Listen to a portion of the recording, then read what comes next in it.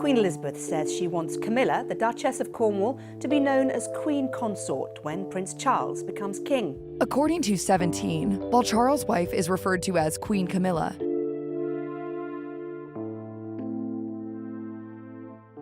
a dramatic new royal controversy has everyone talking after reports claimed Prince William drew a firm line over Tom Parker Bowles' place at Royal Ascot, leaving Queen Camilla facing an unexpected setback. Behind the elegant traditions and smiling public appearances, questions swirl about power, protocol, and who truly shapes the monarchy's future. Was this simply a matter of royal rules, or does it reveal a much bigger struggle behind palace walls? Share your thoughts in the comments below. To help us create more videos and uncover the latest royal drama, please subscribe. Royal box seating controversy. For many people watching Royal Ascot, the royal box looked as elegant and carefully arranged as ever. But behind those perfectly placed seats, many believe something far more important was unfolding. Inside the royal household, seating is never treated as a simple matter of comfort or convenience. Every position is carefully planned well in advance, reflecting duty, seniority, and each person's place within the monarchy. Even the smallest adjustment can send a message that reaches far beyond the racecourse. The front row carries special meaning. It is normally reserved for senior working royals who have spent years carrying out official duties on behalf of the crown. These are family members who have represented the monarchy through countless public engagements, charities, and state occasions. Their presence symbolizes continuity, responsibility, and service that has been built over decades. That is why so many royal observers were surprised when Tom Parker Bowles reportedly appeared in one of the most prominent positions alongside members of his own family. Unlike the senior royals seated nearby, Tom holds no official royal title, performs no constitutional role, and is not part of the working monarchy. His appearance in such a visible position immediately raised questions about how that decision had been made. According to growing speculation, this was not viewed as a simple seating mistake. Some insiders believe it reflected a broader effort to increase the visibility of Queen Camilla's family during major royal occasions. Whether intentional or not, placing Tom in such a symbolic location risked creating a public impression that his place within the royal circle had quietly expanded. Those questions became even louder because Tom had already become a familiar face in the media. Over recent months, he had appeared in interviews discussing King Charles's health and sharing observations about life inside royal circles. While many viewers saw him as an experienced commentator, others worried that frequent television appearances could blur the line between a respected family member and someone speaking with official authority. If photographs from Ascot showed him sitting where senior working royals would normally be expected, some feared those images could strengthen that perception around the world. In royal life, pictures often tell stories that words cannot, and once those images spread, they can shape public opinion for years. But just when it seemed that everything had gone according to plan, events reportedly took an unexpected turn. Tom Parker Bowles reacted. What happened next left many royal watchers stunned, and did his response reveal far more than anyone expected? Stay glued to your screen. Tom Parker confrontation. What was supposed to be another smooth royal event quickly turned into a tense behind-the-scenes moment that very few people ever expected to hear about. Just before guests began entering the Royal Ascot enclosure, one senior palace official reportedly noticed something that immediately raised an alarm. It was not simply a guest sitting in the wrong place. According to the story, it looked like someone was trying to bypass the carefully planned seating system that had already been approved for the day. The official, known for his strict attention to royal procedures and years of military discipline, wasted no time stepping in. Calmly but firmly, he approached Tom Parker Bowles and explained that there had been a mistake. His assigned place was said to be in a different section reserved for private guests rather than among the senior working royals. It sounded like a simple correction that could have been resolved within seconds. Instead, the atmosphere reportedly changed almost instantly. Rather than accepting the explanation, Tom was said to have strongly challenged the decision. Witnesses later claimed the discussion became increasingly heated as he questioned the official's judgment and insisted that the seating arrangement had already been approved at the highest level. If those claims are accurate, this was no longer just about a chair. It had become a struggle over who had the authority to make decisions inside one of the monarchy's most carefully managed public events. The biggest surprise came when Tom reportedly argued that the seating plan reflected Queen Camilla's wishes and warned that anyone blocking it was making a serious mistake. Whether those words were spoken exactly as described remains impossible to verify. But the reports painted a picture of growing tension behind the elegant scenes seen by television viewers. Even so, the official reportedly refused to change his position. He stood by the original seating plan and insisted that royal protocol could not simply be altered in the middle of the event. According to the claims, Tom then reached for his phone, apparently hoping to contact Queen Camilla directly and settle the disagreement himself. Before that call could reportedly happen, another dramatic twist unfolded. The official allegedly stepped in to stop the attempt, believing that any last-minute intervention would only create even greater confusion. Suddenly, what had begun as a quiet seating dispute was being described as a full-scale clash over authority, protocol, and who truly had the final word behind palace walls. But that wasn't the only moment that left royal watchers talking. Parker Bowles' escort out, and William's quiet nod on it, would soon raise an even bigger question. Was that subtle gesture sending a powerful message no one expected? Keep watching to find out. When William drew the line. Behind the polished smiles and carefully planned ceremonies, something far more dramatic was said to be unfolding. According to palace insiders, Queen Camilla had quietly passed along a private instruction through trusted aides. Her message was reportedly clear. She wanted her son, Tom Parker Bowles, and other members of her family placed in the front row, even ahead of senior royals who traditionally held those seats. The problem was that the official seating arrangement had already been approved after weeks of careful planning, and it followed long-standing royal rules. That sudden clash left palace staff in an impossible position. Should they follow the official plan or obey the Queen's personal request? Within moments, whispers spread across the room. Staff hurried between one another. Security officers exchanged urgent messages over their radios, and the smooth schedule that had taken weeks to organize began falling apart. The tension only grew when Tom reportedly refused to move. Witnesses claimed he insisted he had every right to remain where he was, and even dismissed the staff trying to guide him elsewhere. What had started as a simple seating issue quickly became a much bigger confrontation, drawing the attention of senior security officials who knew the situation could not be allowed to spiral further. Then came the moment no one expected. Security officers stepped forward and firmly escorted Tom away from the exclusive seating area. Just as it happened, Prince William and Princess Catherine arrived for their official entrance.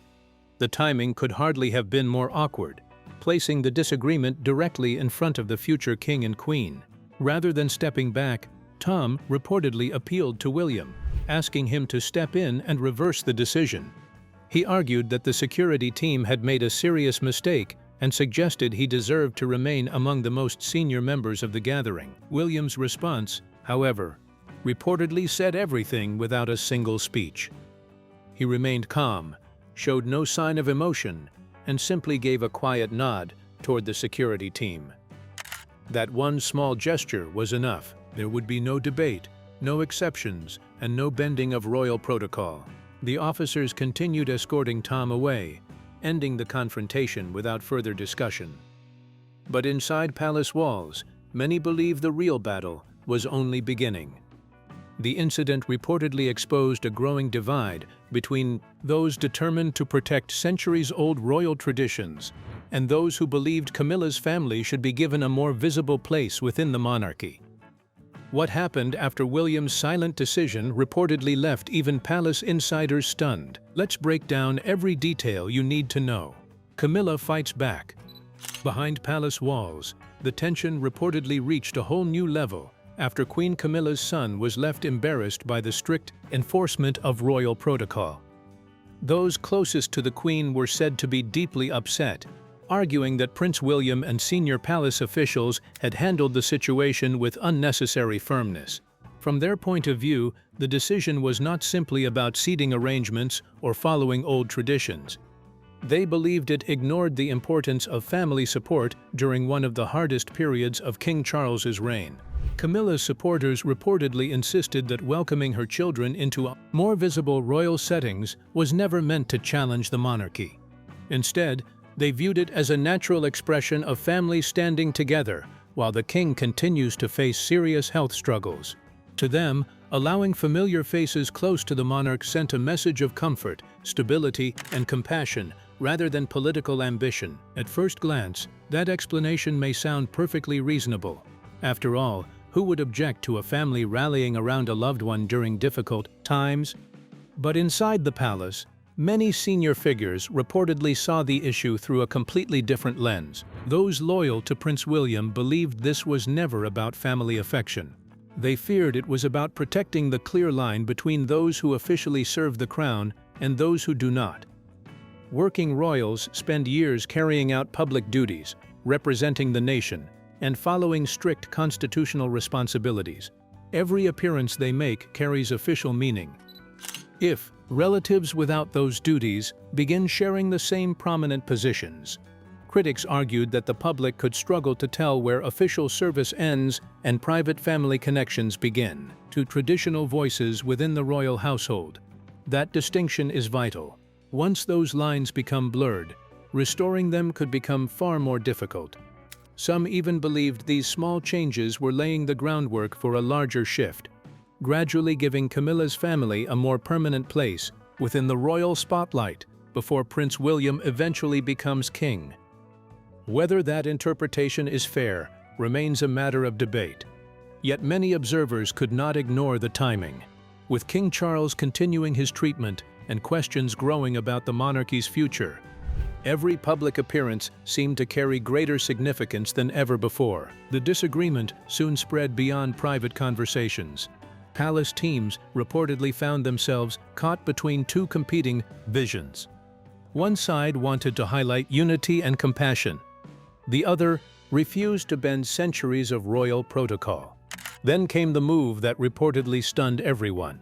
When it became clear that William would not reverse the decision, Camilla unexpectedly stepped away from the event, leaving officials scrambling and fueling fresh speculation about deep divisions inside the royal family. What should have been a celebration quickly became the focus of worldwide headlines, with many wondering whether the cracks inside the monarchy had become impossible to hide. But the story did not end there. Catherine and Princess Anne's intervention would soon change everything. What bold step did they take behind closed doors? And could it completely reshape the balance of power inside the royal family? Let's take a look. Catherine and Anne intervene as questions continued to swirl after the dramatic scenes at Royal Ascot. Another senior royal quietly took on a role that many believe proved just as important. While attention remained fixed on the reported disagreement, Catherine, Princess of Wales, appeared determined to make sure the public saw calm instead of confusion. At a time when every camera was searching for signs of tension, she reportedly showed remarkable self-control, refusing to let the pressure become visible. Although palace insiders were said to be dealing with growing uncertainty behind closed doors, Catherine continued, greeting guests, smiling for photographers, and carrying on with the day's traditions as though everything was unfolding exactly as planned. Every gesture seemed carefully measured. Every appearance projected confidence and stability. Many royal watchers believe she understood that, in moments like these, protecting the image of the monarchy can be just as important as solving the problem itself. Rather than allowing attention to drift toward the reported disruption, Catherine and Prince William remained focused on those around them, helping maintain the normal rhythm of the event. Some observers believe this gave palace officials valuable time to deal with the situation away from the public eye before rumors could spread even further. But according to reports, her calm appearance should never have been mistaken for agreement with everything that had happened. Behind her composed smile, many believe Catherine shared William's concerns about preserving long-standing royal traditions. She reportedly agreed that the most symbolic places at major royal events should remain reserved for those carrying out official duties on behalf of the crown. Where the couple differed was in their approach. William was said to believe that clear boundaries had to be enforced immediately, even if his silence spoke louder than words. Catherine, however, reportedly focused on preventing a public spectacle that could overshadow the institution itself. Together, their different styles created a powerful balance. William represented firm leadership, while Catherine acted as the steady presence that kept emotions from spilling into full public view. Yet the story did not stop there. As reports from Ascot reached the highest levels of the royal household, another respected figure was said to have stepped forward.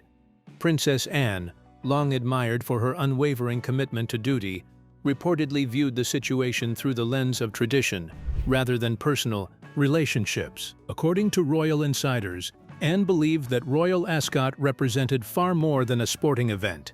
It symbolized discipline, service, and the values carefully protected during the reign of the late Queen Elizabeth II. Any move that appeared to blur the distinction between working royals and non-working family members was reportedly seen as a serious concern. Sources claim Anne made her views unmistakably clear to senior palace officials, insisting that difficult times called for stronger respect for protocol, not weaker standards. With William and Anne reportedly united in defending royal traditions, the discussion was no longer about one afternoon at Ascot. It had become a debate over the future direction of the monarchy itself. But behind palace walls, an even bigger move was already taking shape. The king's directive was about to change everything. What decision did he make that reportedly left even senior insiders stunned? Stay right here. Royal boundaries restored. The reported fallout from the Royal Ascot controversy was said to reach far beyond one uncomfortable public moment. According to claims surrounding the incident, it forced the palace to confront a much larger question. Where should the line be drawn between those who officially serve the crown and relatives who are simply connected through marriage? Many royal insiders believe this was the moment when the old traditions of the monarchy reasserted themselves. Palace staff were reportedly reminded that the rules governing public appearances were not flexible guidelines. They were long-established principles designed to protect the institution regardless of personal relationships or family feelings. As pressure continued to build, reports suggested that King Charles could no longer avoid making difficult decisions. What may have started as an internal disagreement had, according to many observers, grown into a public controversy that risked overshadowing the monarchy itself. With senior members of the royal family said to be united in defending royal protocol, the king was reportedly left with little choice but to strengthen the boundaries that defined the institution. One of the biggest reported changes was the introduction of stricter guidelines governing royal appearances. The alleged policy made a simple distinction. The most visible and symbolic positions at major royal events would be reserved for working royals, those who carry out official duties on behalf of the crown. Prime locations during state occasions, ceremonial events, and official photographs would remain dedicated to those serving the monarchy rather than extended family members. Whether every reported detail is accurate remains open to debate, but supporters argued that such a move would reduce confusion and prevent similar disputes in the future. It would also make it much harder for private relatives to be viewed by the public as official representatives of the monarchy. Reports also claimed that fresh limits were placed on unofficial comments about palace affairs. After months of growing media attention, there were suggestions that private family members would no longer be allowed to speak publicly on sensitive matters involving the king's health, palace operations, or internal decisions. The goal, according to those reports, was to ensure that only authorized royal sources represented the institution. At the same time, another significant shift was said to be taking place behind palace walls. Future guest lists for major royal events reportedly faced tighter scrutiny, with stronger oversight before invitations could be approved. Many observers viewed this as an effort to prevent future controversies before they ever reached the public eye. Meanwhile, Princess Anne's influence was widely believed to be growing. Long admired for her dedication and commitment to duty, she was increasingly seen as one of the king's most trusted advisors, reinforcing the message that service, experience, and loyalty remained the qualities most valued inside the monarchy. Yet, perhaps none of these reported changes appeared out of nowhere. In fact, many believe they reflected a principle Queen Elizabeth II defended throughout her reign. How Queen Elizabeth II protected the difference between working royals and private relatives reveals an even deeper royal strategy.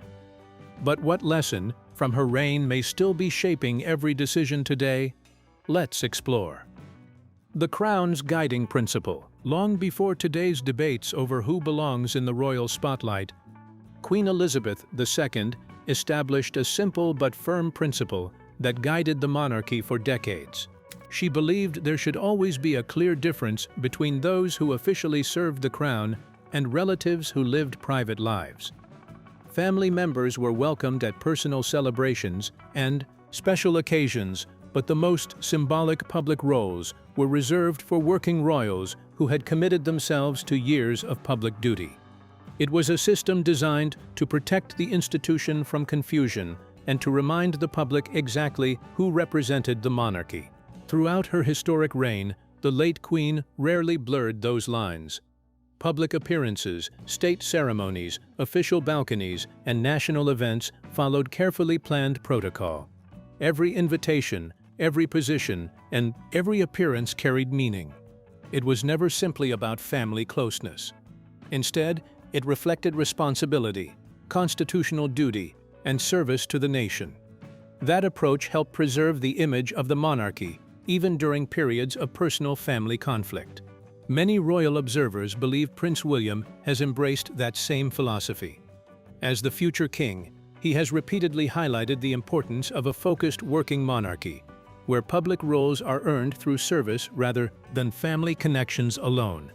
To supporters, maintaining those boundaries protects the crown's credibility. Critics may see it as too rigid, but William's defenders argue that without clear distinctions, the public could struggle to understand who speaks for the monarchy and who is simply a private relative. That is why every decision involving royal appearances attracts such intense attention. Even the smallest change can fuel questions about the future direction of the institution. But if those long-established principles were suddenly challenged, what happened behind palace walls after the controversy erupted, and who ultimately stepped in to restore order? Let's take a look. The palace power shift. The events surrounding the recent royal dispute have convinced many palace insiders that the future of the monarchy is already taking shape. Although King Charles remains on the throne, many believe Prince William has quietly begun assuming a much stronger leadership role behind the scenes. He is no longer seen as a prince simply waiting for his turn. Instead, he appears to be actively shaping the direction the royal family will take in the years ahead. The way the disagreement was handled reportedly revealed just how much influence William now holds within the palace. His refusal to bend under pressure showed that protecting royal rules remains one of his highest priorities. Rather than allowing emotions or personal relationships to influence important decisions, he has signaled that protocol comes first.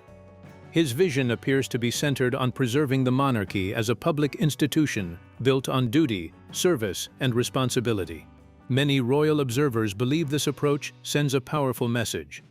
The privileges associated with the crown are meant for those who carry out official responsibilities, not for relatives who have no constitutional role. By reinforcing those boundaries, William has made it clear that the monarchy must remain focused on public service instead of private family interests. Princess Catherine has also emerged as one of William's greatest strengths during this period. While William projected firmness behind palace walls, Catherine maintained her calm and graceful public image. Her steady presence helped reassure the public while tensions continued to grow behind closed doors. Together, they presented a united front that many believe reflects the style of the next reign. Princess Anne also played a key role, by standing firmly behind the monarchy's long-standing traditions. Her experience and commitment to royal duty reinforced the importance of protecting the institution's core values. For many inside the palace, these events marked far more than a family disagreement. They represented a defining moment that may shape the future of the British monarchy for generations, with Prince William already demonstrating the leadership many expect from a future king. So, what do you think? Is Prince William right to stand firm in protecting the institution, or do you think the royal family is taking protocol too far? Share your thoughts in the comments below. Don't forget to like and subscribe.